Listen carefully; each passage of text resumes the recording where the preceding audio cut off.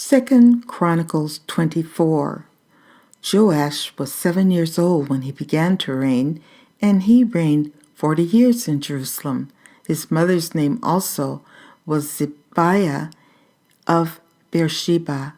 And Joash did that which was right in the sight of the Lord all the days of Jehoiada the priest. And Jehoiada took for him 2 wives, and he begat sons and daughters. And it came to pass after this that Joash was minded to repair the house of the Lord. And he gathered together the priests and the Levites, and said to them, Go out unto the cities of Judah, and gather of all Israel money to repair the house of your God from year to year, and see that ye hasten the matter.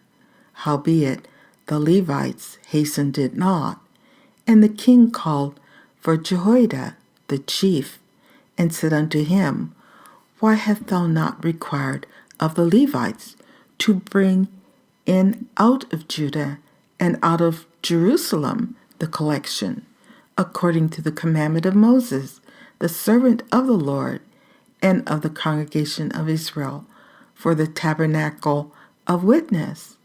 For the sons of Athaliah, that wicked woman, had broken up the house of God, and also all the dedicated things of the house of the Lord did they bestow upon Balaam. And at the king's commandment they made a chest, and set it without at the gate of the house of the Lord. And they made a proclamation through Judah and Jerusalem to bring into the Lord the collection that Moses, the servant of God, laid upon Israel in the wilderness. And all the princes and all the people rejoiced, and brought in, and cast into the chest, until they had made an end. Now it came to pass that at what time the chest was brought unto the king's office by the hand of the Levites, and when they saw there was much money, the king's scribe and the high priest's officer came and emptied the chest, and took it, and carried it to his place again. Thus they did day by day, and gathered money in abundance. And the king and Jehoiada gave it to such as did the work of the service of the house of the Lord, and hired masons and carpenters to repair the house of the Lord, and also such as wrought iron and brass to mend the house of the Lord. So the workmen wrought, and the work was perfected by them, and they set the house of God in his state, and strengthened it. And when they had finished it, they brought the rest of the money before the king and Jehoiada, whereof were made vessels for the house of the Lord, even vessels to minister and to offer withal, and spoons and vessels of gold and silver. And they offered burnt offerings in the house of the Lord continually all the days of Jehoiada. But Jehoiada waxed old, and was full of days when he died, and 130 years old was he when he died.